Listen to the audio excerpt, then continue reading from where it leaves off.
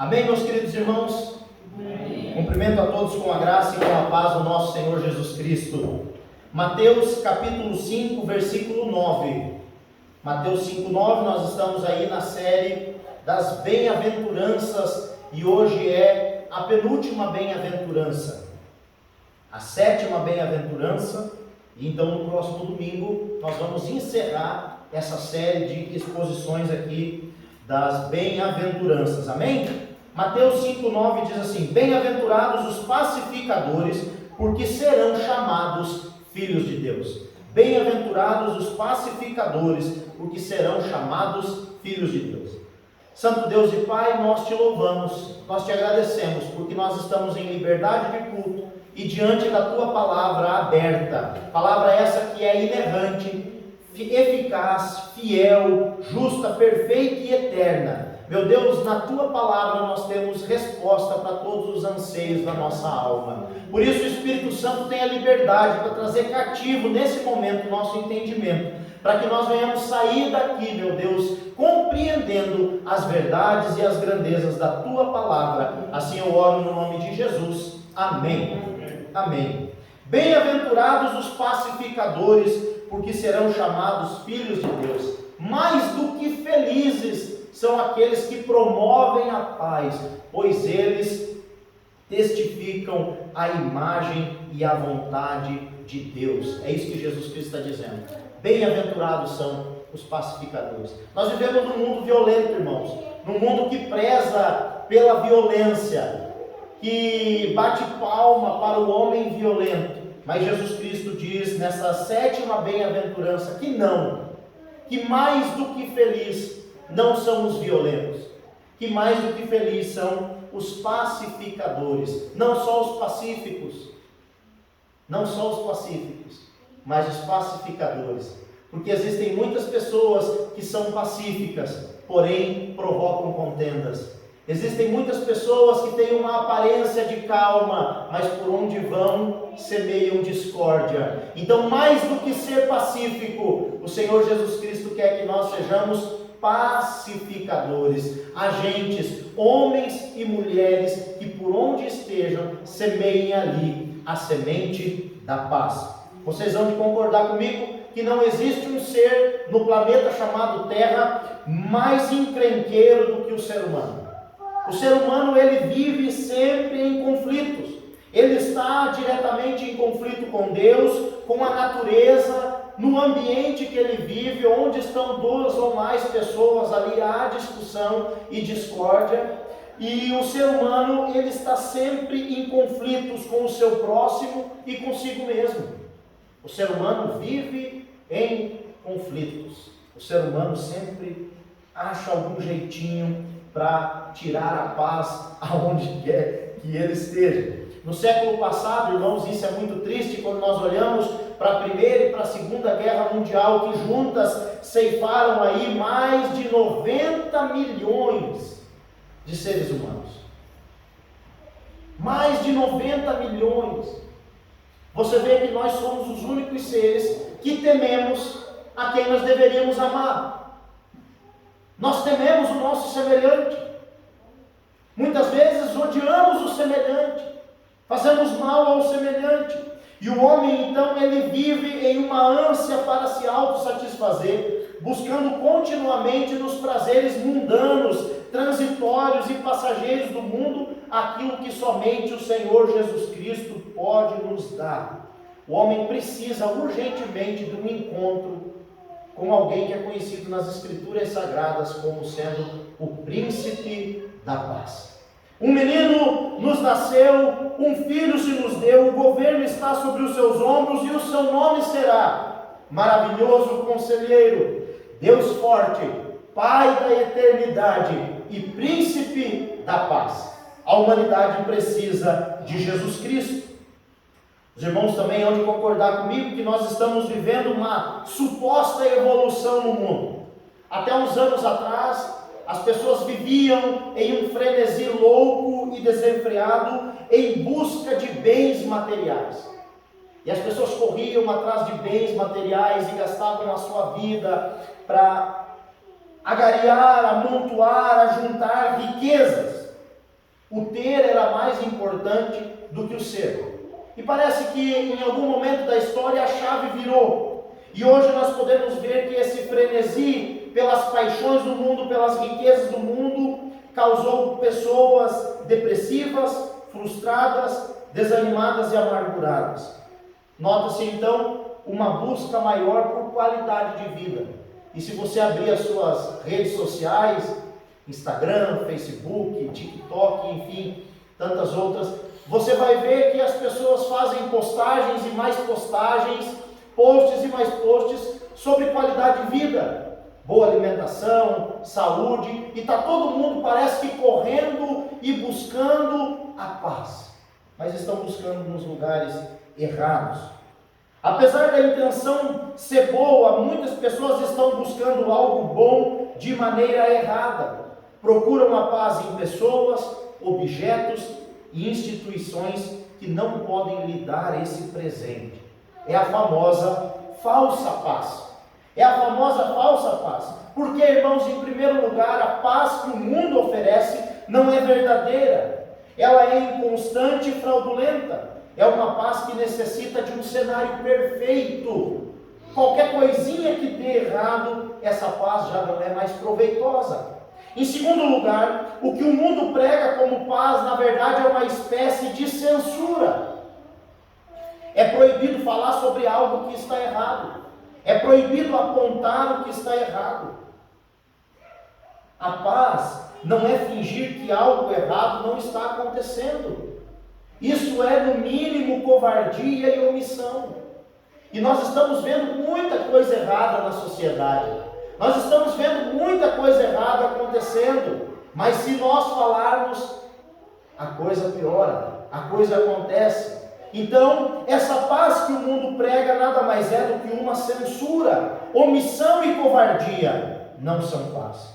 Em terceiro lugar, paz absolutamente não é omissão. E a paz que o mundo prega é essa, é a omissão. Jesus Cristo não deixou de ser o príncipe da paz por afrontar o pecado aonde quer que estivesse e na vida de quem quer que fosse. Jesus Cristo, ele apontou e confrontou o pecado na vida dos fariseus, na vida dos saduceus, dos escribas, dos seus discípulos, dos sacerdotes, homens, mulheres e até mesmo na vida de Herodes. E nem por isso Jesus Cristo deixou de ser o príncipe da paz. A paz que o mundo prega é uma omissão. Não mexa comigo, que eu não mexo contigo. Isso não é paz. Isso não é paz. E muitas vezes nós, como cristãos, estamos reféns disso. E vemos o pecado e não podemos confrontar o pecado. Eu quero dizer para você que você tem autoridade para confrontar o pecado. Nós não podemos fazer aliança com o pecado. Olha o que o Senhor Jesus Cristo nos diz em 2 Coríntios 6, 14 e 15. Não se põe em julgo desigual com os descrentes, pois que sociedade pode haver entre a justiça e a iniquidade? Ou que comunhão existe entre luz e trevas? Que harmonia pode haver entre Cristo e o maligno? Ou que união existe entre o crente e o descrente? É impossível, irmãos, haver uma união entre o crente e o descrente. É impossível existir uma união entre as coisas de Jesus e as coisas do mundo, do diabo. Isso é se pôr em um jugo desigual. É se colocar em um jugo desigual. E muitas vezes me parece que as pessoas na igreja querem fazer isso. Entrar em comunhão, andar junto. Ah, pastor, eu ouvi isso muito aqui em Alto Paraíso. Todos os caminhos levam ao Senhor. Existem N formas de adorar a Deus. Não. Existe a forma de adorar a Deus, a qual Ele revelou na sua palavra. Só existe um caminho que nos leva a Deus, e se chama Jesus Cristo. Se chama Jesus Cristo. No mundo onde vários caminhos são plural, Jesus Cristo diz: eu sou o caminho, a verdade e a vida. Paz não é apaziguamento, pois o que as pessoas têm interpretado como paz nos parece mais que um cessar-fogo. As pessoas estão apaziguando os seus problemas e não resolvendo os seus problemas. As pessoas não estão resolvendo os seus conflitos. Na verdade, elas estão dando um tempo para recarregar as armas e começarem a atirar de novo. Em quinto lugar, não existe paz a custo da verdade. Irmãos, prestem atenção. Não existe paz a custo da verdade. Paz não é esconder a verdade como alguém que varre a sujeira para debaixo do tapete. Existem pecados que precisam ser confessados. Existem coisas que precisam ser conversadas. Existem problemas que precisam ser resolvidos. E você precisa encarar. Você precisa desenterrar. Você precisa erguer o tapete. Porque a paz não é a qualquer custo. Muito menos a custo da verdade. Nós precisamos entender isso, que não existe paz a qualquer custo. E muitas pessoas estão sacrificando a verdade em nome da paz. E você nunca terá paz enquanto não resolver os seus problemas. A verdadeira paz só encontramos em Jesus. Cristo então nos promete uma paz que transcende a barreira das dificuldades, que não anula ou mascara as aflições experimentadas do mundo. Jesus Cristo disse em João 14:27, deixo com vocês a paz, a minha paz lhes dou, não lhes dou a paz como o mundo dá, que o coração de vocês não fique angustiado e nem com medo. A paz de Jesus Cristo, ela excede todo entendimento e não amortece a nossa alma. Muito pelo contrário, ela nos capacita a confiar e descansar nos cuidados e na provisão do Senhor Jesus Cristo.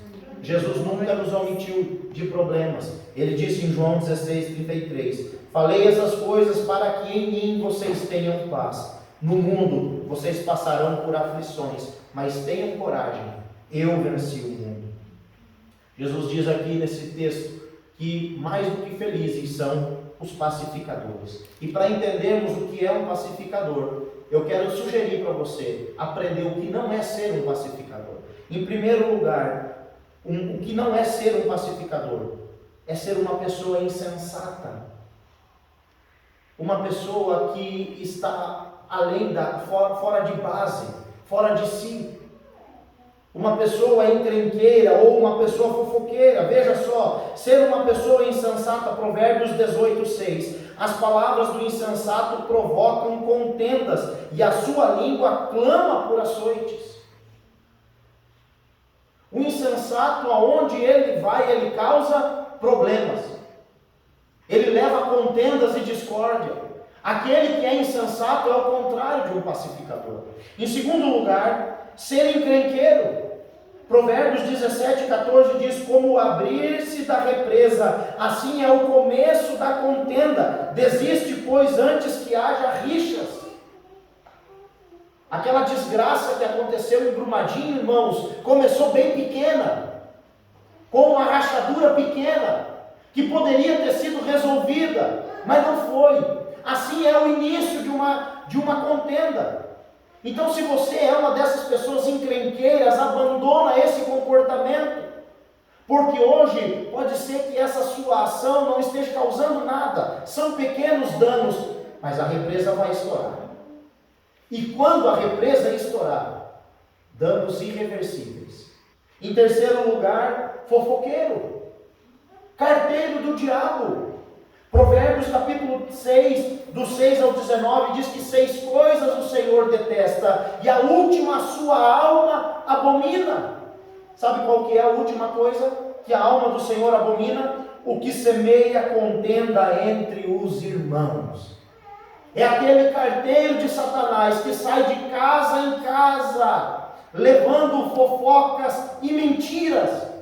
E a Bíblia diz que Deus abomina, Deus odeia aquele que derrama o sangue inocente, Deus odeia aquele que tem os olhos altivos, Deus odeia aquele que tem a língua mentirosa, o coração que maquina o mal e pensamentos perversos. Deus odeia aqueles que têm os pés que se apressam para correr para o mal. Deus odeia a testemunha falsa que profere mentiras, mas Deus abomina o que semeia contenda. Essa palavra é tão pesada que ela é usada em Deuteronômios para dizer o sentimento que Deus tem quando via o seu povo sacrificando crianças a ídolos. E Deus diz que ele abomina o sacrifício de crianças a demônios.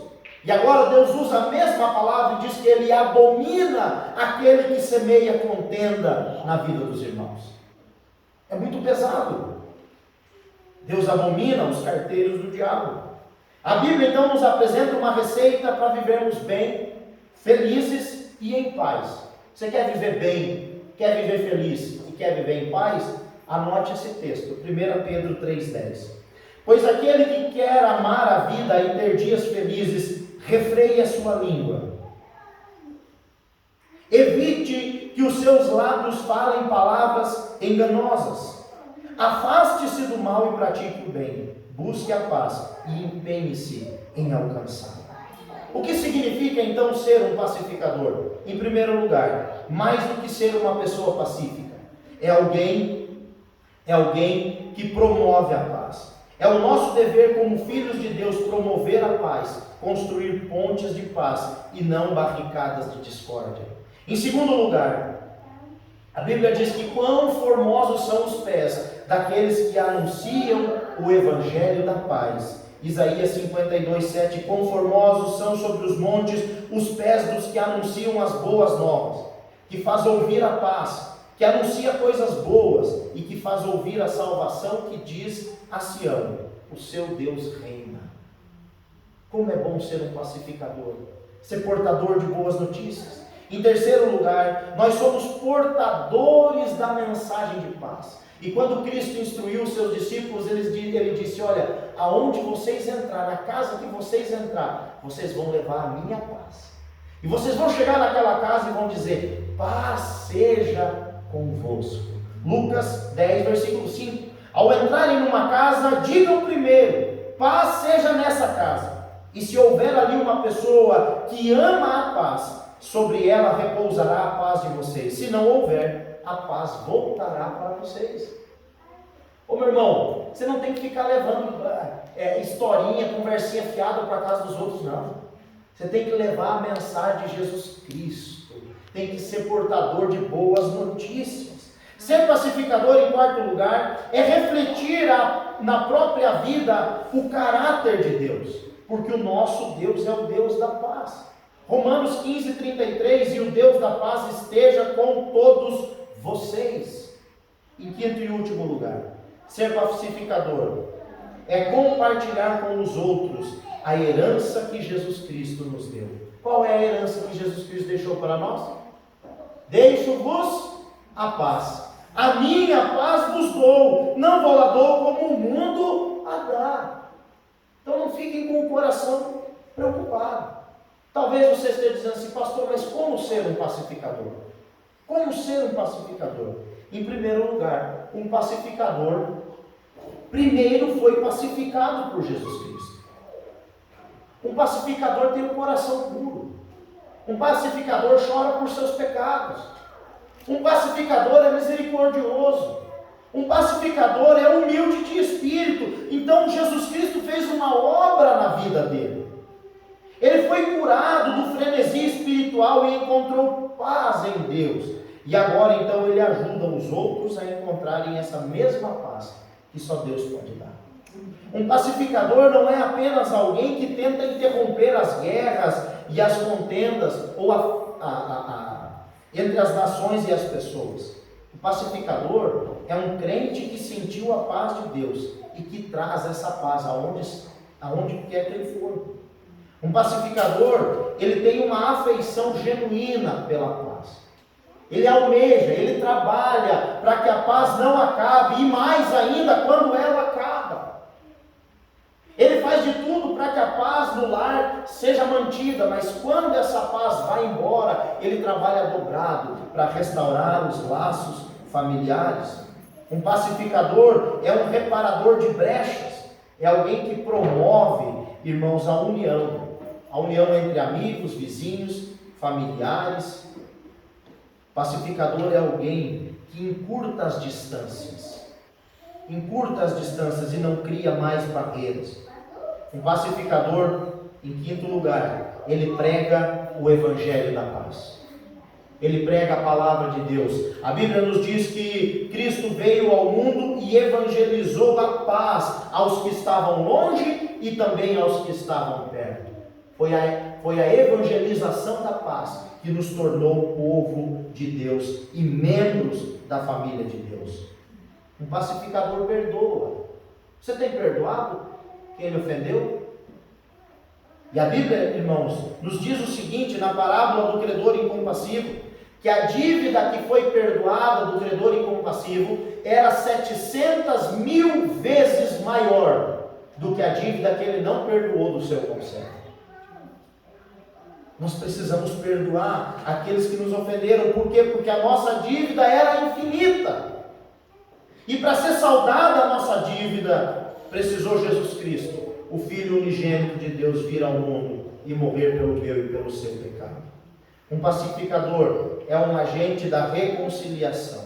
Deus nos outorgou o ministério da reconciliação. Muitas pessoas dizem, pastor, eu não sei qual é o meu ministério na igreja. Seu ministério é o ministério da reconciliação. Seu ministério não é o ministério da discórdia, é o ministério da reconciliação. 2 Coríntios 5,18, ora, tudo isso provém de Deus, que nos reconciliou consigo mesmo por meio de Cristo e nos deu o ministério da reconciliação. Qual é a recompensa então dessa bem-aventurança? Literalmente, serão chamados filhos de Deus. E no grego isso está literal. É muito interessante, irmãos, porque aqui, quando o artigo definido é omitido no grego, ele enfatiza o tipo ou o caráter. Ou seja, quando as pessoas promovem a paz, elas são chamadas filhos de Deus, porque agem como Deus. Porque Deus é o Deus da paz. No pensamento oriental, filho de significa ter a natureza de.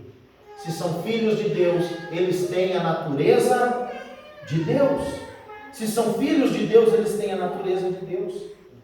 Ser reconhecido como filho de Deus, essa é a recompensa. Irmão, você já parou para pensar nisso? Você já parou para pensar nisso? Que lá no céu, no meio de todas aquelas multidões de anjos, seres celestiais e os salvos que lá estão, Deus olha para você e reconhece você como sendo um dos seus filhos. Lá no céu você é conhecido como filho de Deus. Você já parou para imaginar que às vezes aqui na terra, pessoas que não têm intimidade com você, mas ficam um pouquinho perto de você e dizem, nossa, mas essa pessoa é diferente. É um filho de Deus. Você já parou para imaginar que até mesmo no inferno, os demônios olham, Satanás olha e diz, lá vai um filho de Deus? E esse é o reconhecimento dos pacificadores no céu, na terra e embaixo da terra. São reconhecidos pelo Pai que tem. Lá vai um filho de Deus. Por isso a importância de ser um pacificador. Nós somos filhos de Deus por adoção. A Bíblia nos diz isso. Você sabe o que significa ser adotado? É nascer em uma família e depois ser transferido para outra família. Você entende o que aconteceu com você? Você nasceu na família adâmica, debaixo do pecado, debaixo da condenação. E para todos os familiares de Adão, a recompensa final era o inferno. E aí Deus decidiu, não porque você é bonitinho, não porque você é engraçadinho, não porque você é inteligente, loirinho, moreninho, tem um olho castanho ou um olho verde. Deus decidiu adotar você. E Deus retirou você do império das trevas. Riscou a cédula que Satanás tinha contra você. E na sua certidão do novo nascimento está lá, Filho de Deus. Filho de Deus. Essa é a recompensa dos pacificadores. Pertencerem à família de Deus. A partir do momento da adoção, o filho adotado já não tem mais nada a ver com aquela outra família. Você já não está mais debaixo do jugo do pecado. Você já não deve mais nada. A Bíblia diz que não existe mais nenhuma condenação para aqueles que estão em Cristo Jesus. Nenhuma condenação. Qual é a conclusão de tudo isso, irmãos? Nós vivemos num mundo tenebroso, num mundo malvado, perverso, mundo esse dominado por poderes corruptos, injustos e malignos, e parece que a paz jamais reinará, e que ser um pacificador é lutar numa guerra perdida. Isso é o que o outro lado quer que vocês pensem, porque a verdade é bem diferente e o fim é outro. No final a Bíblia diz que os filhos de Deus vencem. Já disse Billy Graham, fiquem tranquilos, eu já li a última página da Bíblia e vai acabar tudo bem. Romanos 16:20 diz assim: e o Deus da paz em breve esmagará Satanás debaixo dos pés de vocês. A graça de nosso Senhor Jesus Cristo esteja com vocês. Amém. Não é o Deus da guerra, o Deus da paz em breve esmagará Satanás debaixo dos pés de vocês. A graça de nosso Senhor Jesus esteja com vocês. Queridos, Deus anunciou a paz aos homens quando seu Filho Jesus Cristo nasceu. Se você olhar para Lucas, capítulo 2, versículo 13 e 14, uma multidão de seres celestiais apareceram, cantando e jubilando, glória a Deus nas maiores alturas e paz na terra aos homens a quem Ele quer bem. Nasceu o Redentor na cidade de Davi.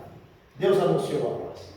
Jesus Cristo veio e pregou a paz aos homens e nos deixou a paz por herança, dizendo: deixo-vos a paz, a minha paz vos dou. Agora Jesus nos dá uma missão: sejam pacificadores, promovam a paz que eu vos dei. E o desafio então para o cristão está lançado: ser um pacificador. E eu termino, irmãos, esse sermão fazendo algumas perguntas. Você tem sido um pacificador na comunidade, no seu local de trabalho, na função que você exerce na sociedade, para a engrenagem girar? Você é um empecilho ou um facilitador? Você é um encrenqueiro ou você é um pacificador? Na comunidade que você vive, na igreja a qual você é membro, você é um encrenqueiro ou você é um pacificador? O Asaf é pacificador, ele já se manifestou. E o último lugar, esse é o mais difícil de todos. E na sociedade, às vezes, a gente se esforça, tem que atender o público, na igreja também, mas e em casa, na família, você tem sido um pacificador ou um encrenqueiro? Mateus 5:9: bem-aventurados os pacificadores, porque serão chamados filhos de Deus. Senhor Jesus, te agradecemos pela tua palavra. Obrigado, Jesus, pela mensagem que o Senhor entregou aos nossos corações. Pedimos, ó Deus, que o Senhor fale conosco de uma maneira, ó Pai, ímpar, e que essa mensagem não caia no vazio, mas que ela encontre nos nossos corações, ó Deus, um terreno fértil e produza uma semente e frutos para a vida eterna. Assim oramos no nome de Jesus. Amém.